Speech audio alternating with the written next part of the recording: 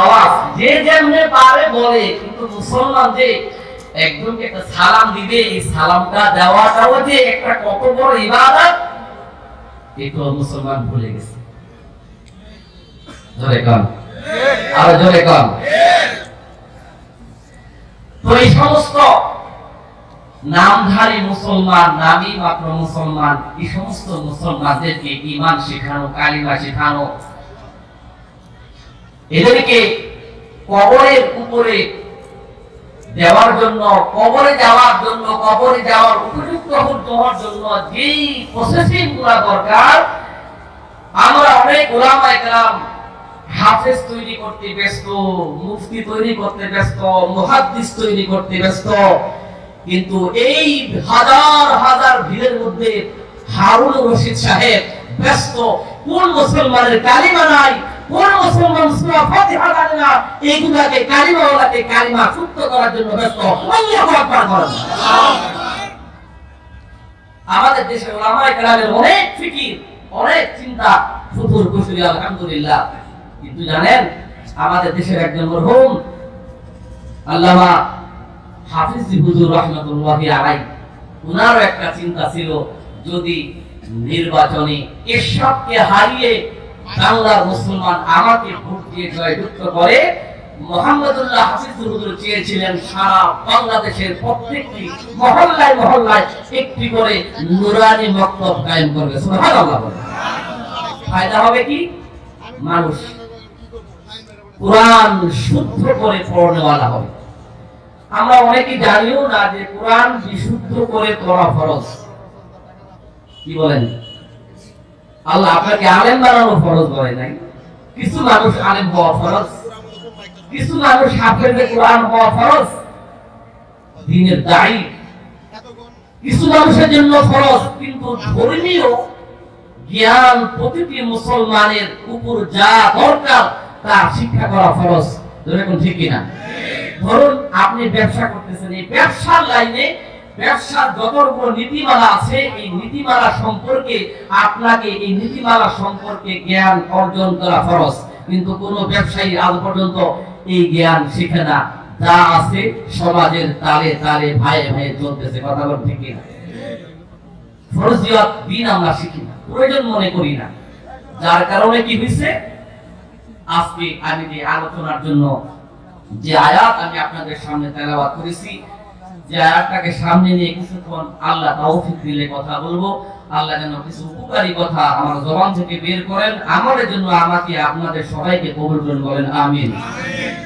আল্লাহ রাব্বুল আলামিন বলেছেন, ইয়া আইয়ুহান নাসু কুনু মিম্মা ফিল আরদি হালালান তাইয়্যিবা।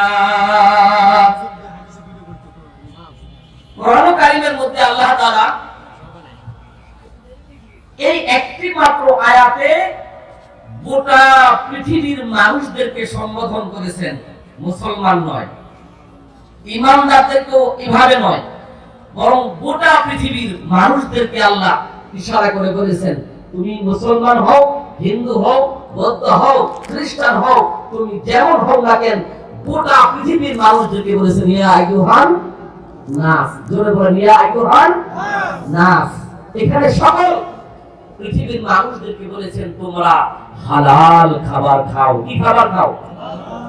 আমি যাচাই বাছাই করে দেখলাম আমাদের পৃথিবীতে, এই বাংলাদেশে বিশেষ করে অনেক আলোচনা হয়, অনেক দ্বীনি মাহফিল হয়, অনেক কিছু হইতেছে আলহামদুলিল্লাহ, কিন্তু সবচাইতে বাংলাদেশের মুসলমান সবচাইতে যে বিষয়টা ক্ষতিগ্রস্তের মধ্যে আমরা নিমজ্জিত, তা হচ্ছে আমরা হালাল খাবারে অভ্যস্ত না, হালাল খাবারে পরিপূর্ণ আমরা দায়িম কায়েম নয়।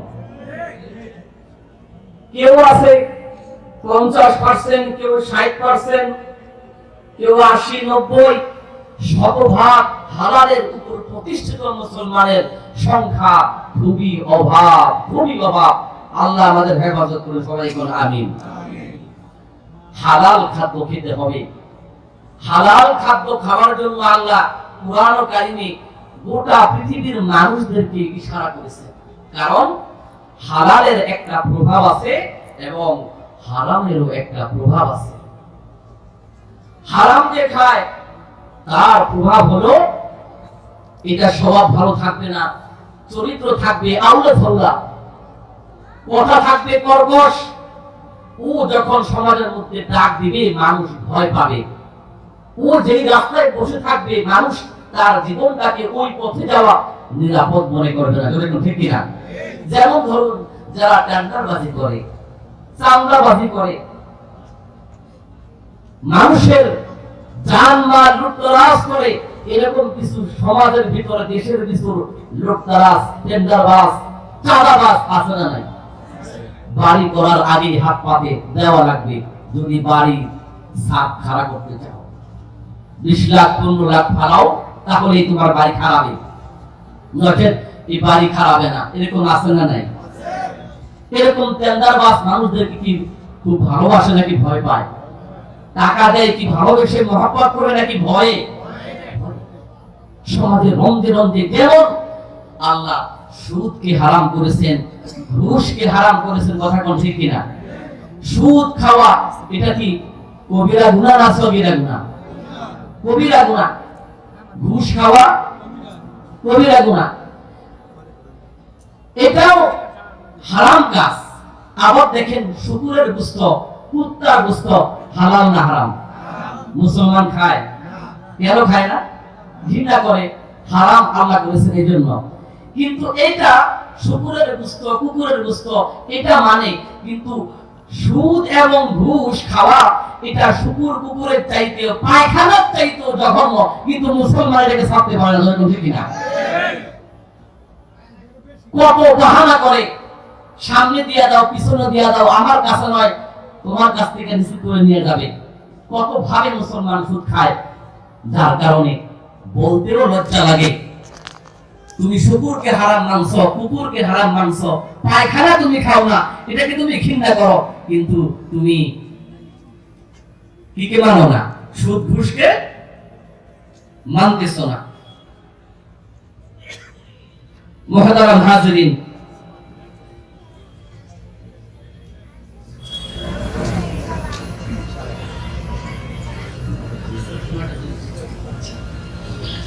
মুহতাজ মুহতারাম, এজন্য দেখুন না আমাদের সমাজে রঞ্জে রঞ্জে আজকে হারাম ঢুকে গেছে।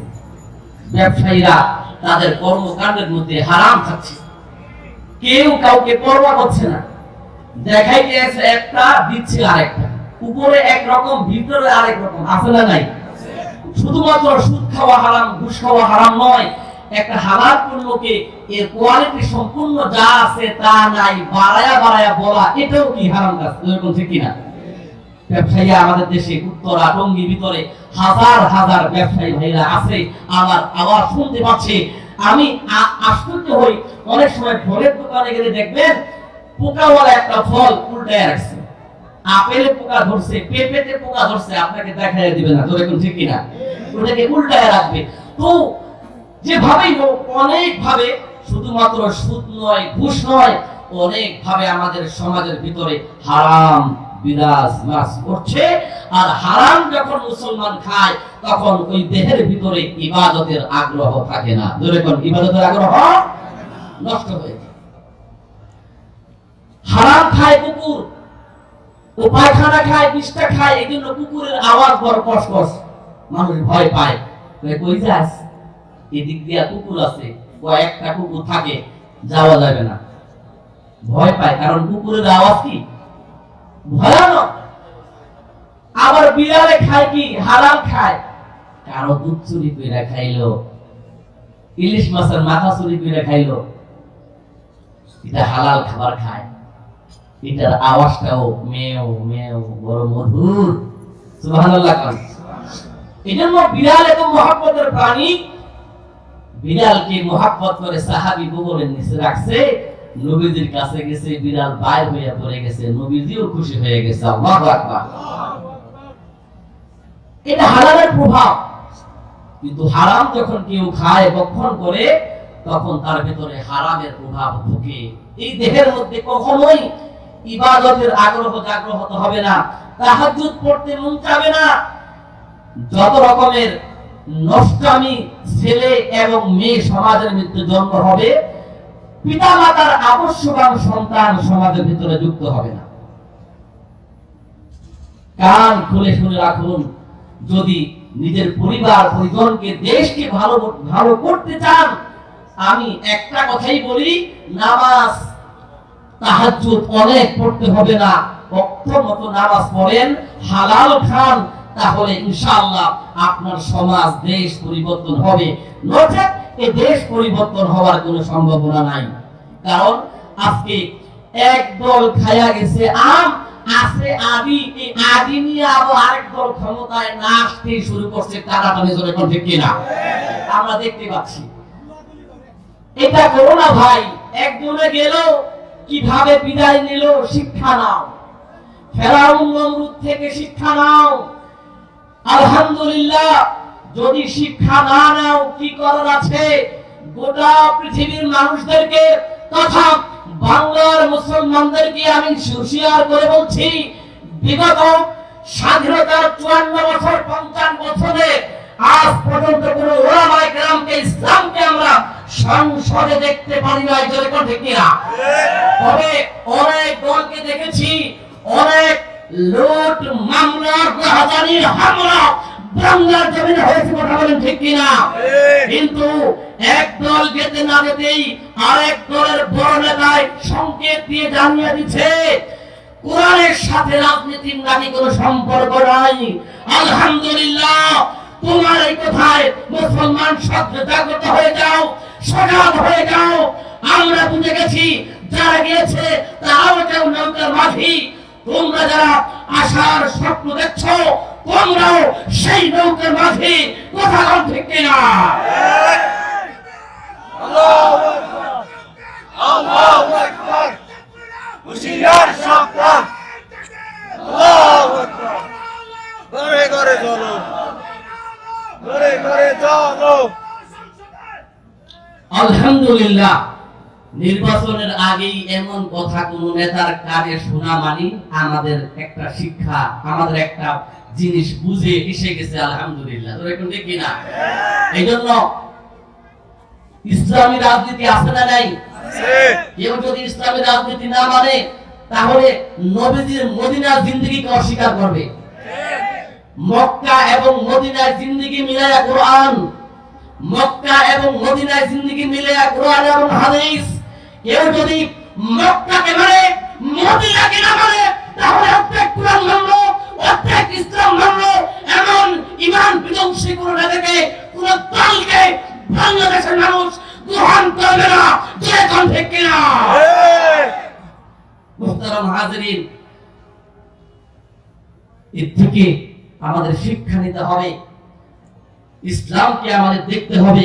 যদি ইসলামকে আমরা এদেশের পার্লামেন্ট পর্যন্ত নিতে পারি, আলহামদুলিল্লাহ, এদেশে চুরি ছিনতাইকারী থাকবে না, থাকবে না, যদি এখন ঠিক কিনা? আমরা অনেকেই ভয় পাই, ইসলাম আসলে এই হবে সেই হবে। আরে মুসলমান, দেখো আফগানের দিকে তাকিয়ে দেখো, যারা ইশারা করেছিলেন, ইঙ্গিত করেছিলেন আফগান মুসলমান এই করবে সেই করবে, আজকে গোটা পৃথিবীতে সাক্ষী, গোটা পৃথিবীর নাস্তিক মুরতাদরাও এখন আফগানের মুসলমানের কাছে ধন্য দেয় করে কোন ব্যক্তি না। কারণ তারা কোরআনকে জায়গা মতো নিয়ে গেছে। আমরা এটা করি সেটা করি, ইসলামকে তহমত দেই। ভাই, এই দেশে যত খুন খারাপ হচ্ছে, খোদার কসম করে বলি, সৌদি আরবে কোরআনের সমস্ত আইন জারি নেই, তারপরেও যেই কয়টা আইন বাস্তবায়ন আছে, হত্যার বদলে হত্যা, কিসাসের বদলে কিসাস থাকার কারণে আজকে সৌদিতে হত্যা গুমের সংখ্যা কম। কেন জানে? এখানে জমিদারের কোটা আর এমপি আর মন্ত্রীর পুত নাই, যে একাম করবা তারই কথা উড়ে দেওয়া হবে। এই জন্য শান্তি আছে। এই মুসলমানের দেশেও অনেক দেখেছি, যদি শান্তি ফিরিয়ে আনতে চায় ইসলামের বিকল্প, ইসলামের বিকল্প, উলামায়ে কেরামের নেতৃত্ব বিকল্প আর কোন শান্তি এই সমাজের মধ্যে হতে পারে না, হতে পারে না। ধরে ঠিক কিনা? এই জন্য মুসলমান ইসলামের জন্য চেষ্টা করুন। হাসরের ময়দানে আল্লাহ তাআলা আপনাকে জিজ্ঞেস করবেন। এই জন্য হালালের মধ্যে আছে শান্তি, হালালের মধ্যে আছে রহমত, হালালের মধ্যে আছে বরকত। আমরা বুঝি না, খাই হারাম, করি দোয়া, আর নামাজ পড়ে চিন্তা করি জিবরাইল আইলো কিনা। কিছু মানুষের ধারণা আছে পেটে ঢুকাইছে হারাম, মিথ্যা কথা বলে ব্যবসা করে, হাজি সাপ লাগাইছে লকব, মসজিদে গিয়ে দূরে কাপ নামাজ পড়তে না পড়তে সালাম ফিরাইয়া দেখে জিবরাইল আইলো কিনা। না আসলে দোষ কেন? হুজুরের দোষ কেন? দূরে কাপ দোষ কেন? হুজুরের দোষ, জিবরাইল তো আইলো না। এরকম কিছু মানুষের চিন্তা তোরা আছে না নাই? খাও হালাল, হালাল খাইলে সমাজ সুন্দর হবে, তোমার আওলাদগণ বংশ পরম্পরা ভালো হবে, নেককার হবে, বদদিন হবে না। এই জন্য মুসলমান ইমানদার আল্লাহর গোলাম, আল্লাহর রাসূল সরকার দু আলম নবী মুহাম্মদুর রাসূলুল্লাহ সাল্লাল্লাহু আলাইহি ওয়াসাল্লাম, ধরে বলেন সাল্লাল্লাহু আলাইহি ওয়াসাল্লাম, যখন কোন খাবারে হাত লাগাইতেন, হাত লাগানোর সাথে সাথে খাবার বলে দিত নবীজি এই খাবারটা হালাল, এটা আপনি খান। পয়গম্বর এই খাবারটা হালাল নয়, হারাম। পয়গম্বর এই খাবারটা আপনি খাবেন না। আমরা কেমন মুসলমান, আমরা তো খাবারে হাত লাগাইলে হাত খাবার কথা কয় না, ধরে কম খাবার কথা কয় নাকি? খাবার কথা কয় না, কিন্তু আল্লাহর নবী খাবারে হাত লাগাইছেন। মহিলা একজন দাওয়াত করছেন, ওগো সরকার, ওগো বিশ্ব নবী, আপনি আমার বাড়িতে মেহমান হবেন। সরকার গো, মনে বড় আশা, আপনি আমার বাড়ি খাবার খাইবেন। আল্লাহ নবী দাওয়াত কবুল করলেন। আল্লাহ নবী দাওয়াত কবুল কইরাম সাহাবীদেরকে নিয়ে যথা সময় আল্লাহ নবী মহিলার বাড়িতে উপস্থিত হয়ে গেছে। আল্লাহ নবী খাবার দস্তরখান সামনে চলে আসছে, দস্তরখানায় খাবার দেওয়া হয়েছে। আল্লাহ নবী হাত লাগাইছে, সাহাবীরা হাত লাগাইছে, সাথে সাথে খাবার কথা কইছে। খাবার বলে, সরকার এটা হালাল খাবার নয়, এটা হারাম খাবার, আপনি খাইবেন না। আল্লাহ নবী সাথে সাথে খাবার খাওয়া বর্জন করলেন এবং সাহাবীদেরকে বললেন, ও আমার সাহাবীরা, তোমরা খাবার খাইও না, এটা হারাম খাওয়াও, যাও যাও যাও, খাবারগুলো কোনো কয়েদি জেলখানার বাসিন্দাদেরকে খাওয়াইয়া দাও। ঘটনা কি হয়েছে, কি হয়েছে? আল্লাহ নবী এবার বলতে লাগলেন, জিবরাইল চলে আসছে, কানে কানে বলল, এই খাবারটা মহিলা ইন্তজাম করেছে। মহিলা বলো না খাবারটা কেমনে হালাল হইল না হারাম হইল? মহিলা আল্লাহর নবী বিশ্ব নবীকে বললেন, সরকার আপনি চলে আসছেন, বাড়িতে দেখলাম কোনো বকরি ছানা নাই। পাশের বাড়িতে গেলাম, এক ভাইয়ের কাছে চাইলাম, ভাই বকরিটাকে বিক্রি করার জন্য অস্বীকার করলো। সাথে সাথেই আমি চলে আসলাম, পরক্ষণে আবার গেলাম। ভাই যখন বাড়ি থেকে বের হয়ে চলে গেছে, আল্লাহর নবী গো, আমি সাথে সাথে ভাইয়ের স্ত্রী বোনকে ডেকে বললাম, ও বোন, আল্লাহর নবী আখিরি জামানার পয়গম্বর আমার বাড়ি মেহমান হয়ে গেছে। আল্লাহু আকবার। আল্লাহর নবী আখিরি জামানার পয়গম্বর আমার বাড়ি মেহমান হয়ে গেছে। ইজ্জত বাঁচাও, ইজ্জতটা বাঁচাও, তাড়াতাড়ি ইজ্জতটা বাঁচাও। ভাই তো দিল না বকরি, কি করা যায়? বোন কই, বোন রে, যা গোপনে গোপনে বিক্রি করে দিলাম। এই জন্য গোপনে গোপনে স্ত্রী স্বামীর অনুমোদন ব্যতি রেখে বকরিটাকে বিক্রি করে দিয়েছে। আল্লাহর নবীর কাছে বকরিটাকে বিসমিল্লাহ বলে জবাই করেছে, কিন্তু বিসমিল্লাহ বললেও অনুমোদন ছাড়া, মালিকের ইজাজত ছাড়া বিসমিল্লাহ বললেও কোনো পশু হালাল হয় না। আরে চুরি করে আনছে, চুরির টাকা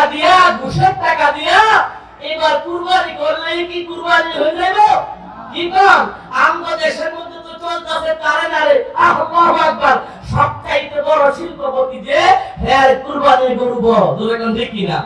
ওইটাই উত্তরা ডিয়াবাড়ি থেকে আনতেছে, বিভিন্ন জায়গা থেকে, গাবতলী থেকে উট নিয়ে আসে, গলায় মারা পড়াইয়া 2-3টা ভিডিও চ্যানেল সব ভাগ করে রাখছে, ভালো করে ভিডিও কর, অমুক জমিদার শিল্পপতি কুরবানি করবো, দুজন ঠিক কিনা?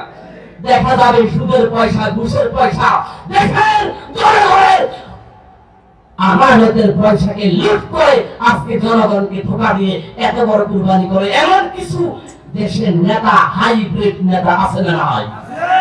আছে না নাই? সবাইকে বলছি কিছু হাইব্রিড নেতা এমন আছে না নাই? আল্লাহর নবী বললেন, ওগো সরকার শুনেন, এমন একটা পশু নিয়ে আসছি, অনুমোদন স্বামীর ব্যক্তি রেখে জবাই করেছি। নবীজি বলেন, তাই তো বুঝলাম। জিবরাইল আমাকে কানে কানে বলল, এইটা হালাল খাবার নয়, হারাম খাবার। খাবারে হাত লাগাইতেই বলে দিছে এটা হারাম খাবার। ওই হাত থেকে নবীজির হাতের বরকতে আরেক আল্লাহর গোলাম একটা চোখ পাইছে। সুবহানাল্লাহ। নবীজির ওই হাতের বরকতে, মুজিজার বরকতে নবীজির ওই একজন উত্তরসূরি একটা চোখ পাইছে। ওই চোখ দিয়ে দেখে কোনটা হালাল আর কোনটা হারাম। সুবহানাল্লাহ। না আরো জোরে বলুন সুবহানাল্লাহ। একটু হাত তুলেন, লিল্লাহি তাকবীর, লিল্লাহি তাকবীর। বয়স্ক ইসলামিক শিক্ষালয় জিন্দাবাদ, জিন্দাবাদ। বয়স্ক ইসলামিক শিক্ষালয় জিন্দাবাদ, জিন্দাবাদ। খুশি না বেজার? নবীজির বরকতে, নবীজির হাতের মুজিজার বরকতে এক তারই উত্তরসূরি একটা চোখ পাইছে। এমন এক বরকতের চোখ, কারামতের চোখ। ওই চোখ দিয়া কেউ ওযু করলে, পানি দেখলে বুঝতে পারে তিনি চুরি করছে। সুবহানাল্লাহ। না ওযুর পানি দেখলে বুঝে যে না এটা আল্লাহ ওয়ালা। সুবহানাল্লাহ। ওর ওযুর পানির সাথে নেক ধুইয়া ধুইয়া যায়, দেখা যায়। সুবহানাল্লাহ। ওর ওযুর পানি দিয়া জিনার গুনাহ, চুরির গুনাহ ধুইয়া ধুইয়া যায়, গড়ায় গড়ায় পড়ে। সুবহানাল্লাহ। এমন একজন বরকতওয়ালা চোখ পেয়েছেন ইমামে আযম আবু হানিফা। আল্লাহু আকবার। আমি শেষ করে দেব। নবীজির ওই মুজিজার বরকতে এমন একটা দামি চোখ পেয়েছেন ইমামুল আযম, ইমামুদ দুনিয়া, কুতুবুল আলম, ইমামে আযম আবু হানিফা রাহমাতুল্লাহি আলাইহি। ইমামে আবু ইউসুফ ছাত্র উস্তাদকে ডেকে বললেন, উস্তাদজি গো, আগামীকাল আপনি আমার বাড়িতে আসবেন, আপনার দাওয়াত, আমার বাড়িতে একটু মেহমানদারি গ্রহণ করবেন। ইমামে আবু ইউসুফের দাওয়াতে ইমামে আযম উস্তাদ দোয়া কবুল করলেন, দাওয়াত কবুল করলেন। যথা সময় আসবেন, বাড়িতে এলান হয়ে গেল, হে আমার সন্তানরা, ও আমার কন্যারা, শুনো শুনো, আগামীকাল কুতুবুদ দুনিয়া ইমামে আযম আবু হানিফা আমার বাড়িতে মেহমান হবে। ও আমার বাসিন্দারা গো, একটু যত্ন করে রান্না বাড়া করবা, যাতে করে উস্তাদরে খাওয়াইয়া মজা পাই। বাড়ির মহিলারা সবাই বড় যত্ন করে রান্না বাড়া করতেছে, পবিত্র অবস্থায়, তাহারাত অবস্থায় বড় যত্ন করে উস্তাদের জন্য রান্নার ইন্তজাম চলছে, আয়োজন চলছে। ইমাম দুনিয়া কুতুবুল আলম যথা সময় বাড়ি চলে এসেছে। উস্তাদের সামনে মেহমানদারির দস্তরখান বিছাইয়া দিয়েছে। আল্লাহু আকবার। খাবার সামনে পরিবেশন করা হয়েছে। খাবার ইমাম আযম আবু হানিফার কাছে এক গামলা খাবার দিলেন। গ্রামে কি বলি, এক গামলা, এক বল খাবার দিলেন, অনেক ডাল দিলেন, অনেকগুলো তরকারি দিলেন। 4-5 জনের খাবার ইমামে আযম আবু হানিফা আল্লাহু আকবার একাই খেয়ে ফেললেন। আরে কাহিনী কি রে? 4-5 জনের খাবার একাই খেয়ে ফেললেন। কত বড় কামলা, কত বড় রাক্ষসের মতো কাম করছেন। আরে খাইছে তো খাইছে, সাথে সাথে ঘরের ভিতরে পুটুর পুটুর সমালোচনা শুরু হয়ে গেছে। কারণ যখন পুরুষের কোনো আওয়াজ, সমালোচনা নারীদের ভিতরে যায়, ওটা সরাইতে আর সময় লাগে না। যেরকম ঠিক না, একটা কথা আপনি পুরুষ পোলারা কইবেন দেখবেন সবাই লাগবে, সাংবাদিক লাগবে, মিডিয়া লাগবে প্রচার করতে, কিন্তু মেয়েদের কাছে কইেন বেশি সময় লাগতো না, খুব দ্রুত দেশ বিদেশ কি হয়ে যায়। মা বোনেরা রাগ করেন না, সবাই না, কিছু কিছু তো দেখেন ঠিক কিনা, একমাত্র শান্ত রাহা দরকার আছে না, কি বলেন? মুসলমান নওজোয়ান ইমানদার আল্লাহর গোলাম ইমামে আজম আবু হানিফা কয়েক ধরনের খাবার নিজেই খেয়ে ফেললেন। পরবর্তীতে ইমামি আবু ইউসুফ রাহমাতুল্লাহি আলাইহি ডেকে বললেন, উস্তাদ জি বলেন না আপনি কেমন কামরা করলেন?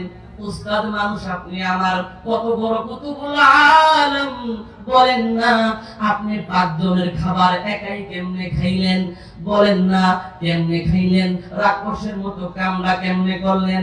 আপনি তো জানেন আপনি তো জানেন যে সুন্নত তরিকার খাবার হইল 1 ভাগ খাবার খাওয়া, আর 1 ভাগ পানি খাওয়া, আর 1 ভাগ পেটের মধ্যে খালি রাখা। জোরে কোন ঠিক কিনা?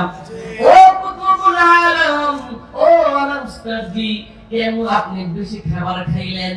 খাবার খাইয়া তো আমাকে প্রশ্নবিদ্ধ করেছেন, এবার নাতনি গুলাকে ঠান্ডা কইরা যান। ঘরকে সামলালেন ইমামে আজম।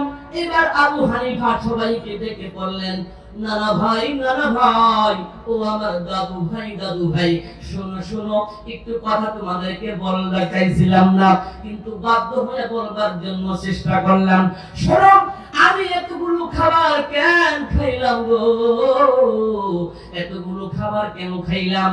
1 নাম্বার কারণ হইল খাবারটা 100% হালাল। সুবহানাল্লাহ। 1 নাম্বার কারণ হলো খাবারটা নাম্বার 1 100% হালাল খাবার। এই খাবারের মধ্যে কোনো ভেজাল নাই, খাবারের মধ্যে ভেজালের কোনো লেশ মাত্র নাই, কোনো সন্দেহ নাই।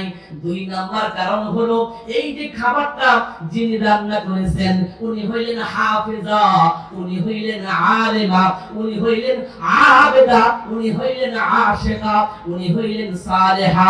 এত সুন্দর একজন নেককার আল্লাহ ওয়ালি যখন যতন করে ওযু ইস্তিনজা করে তাহার অবস্থায় খাবারটা রান্না বাড়া করেছে।